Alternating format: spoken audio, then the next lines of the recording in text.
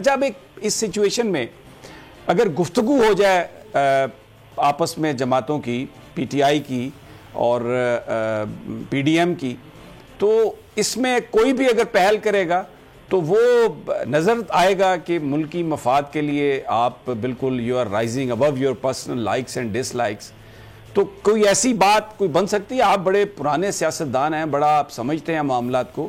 بھٹو صاحب مودودی صاحب کے گھر چلے گئے تھے جب پی این اے کی موومنٹ چل رہی تھی، تو آپس میں گفتگو کے لیے ایگو کو پیچھے رکھنا یہ تو ایک بہت ہی نہیں ہماری تو ایگو ہے ہی نہیں، لیکن ہم چاہتے ہیں کہ اللہ تعالیٰ اسے زندگی دے، اور وہ کہتا ہے کہ اگر میں آپ کے ساتھ بیٹھا تو اس سے تو بہتر ہے میں مر جاؤں.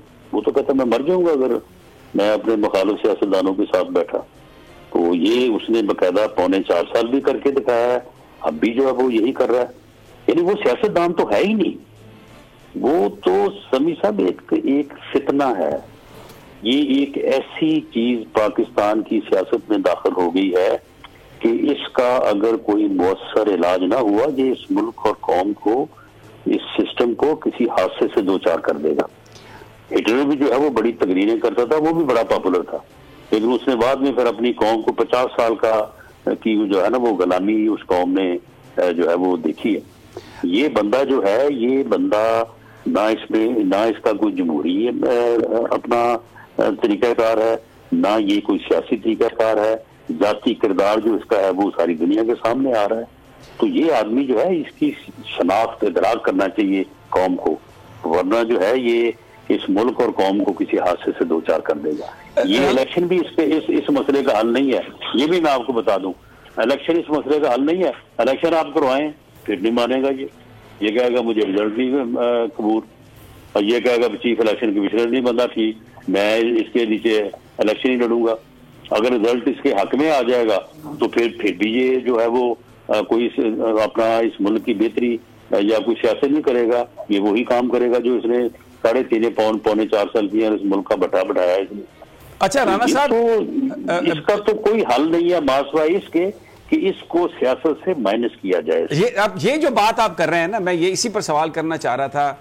آپ فتنہ قرار دے رہے ہیں، سیاست سے مائنس کرنے کی بات دے رہے ہیں. فتنہ تو ہے، وہ میں نے کیا قرار دینا ہے اس کو؟ نہیں، لیکن اس سے تو پھر یہ تاثر آتا ہے کہ جیسے آپ زندگی ختم کرنا چاہتے ہیں، آپ ایلیمینیٹ کرنا چاہتے ہیں، اور ان پر ایک حملہ بھی ہوا ہے. ووٹ سیاست سے مائنس کرنا چاہتے ہیں، لیکن حملہ اس کے اوپر جو ہوا ہے نا وہ مذہبی جنونی ہے. وہ بیٹھا ہے، اس کے نہ کوئی آگے ہے نہ کوئی پیچھے ہے. وہ سیلف موٹیویٹڈ مذہبی جنونی تھا جو اس کی باتوں کے اوپر جو ہے وہ موٹیویٹ ہو کے تو اس کے اوپر حملہ کرنے آیا. رانا صاحب، اس کے جو محلے دار ہیں، اس کے جو عزیز ہیں، وہ تو یہ بتاتے ہیں کہ نہ وہ کوئی مذہبی جنونی تھا، وہ انتہائی غریب آدمی تھا. اور پھر ویڈیوز ایسی آئی ہیں اس علاقے میں جو نون لیگ کے قائدین تھے وہ تقریریں کر رہے ہیں کہ ہم بالکل اڑا دیں گے، مار دیں گے.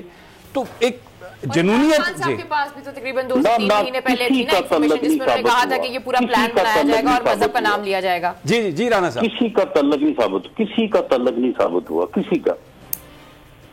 پوری انویسٹیگیشن سب کے سامنے ہے. He was self motivated.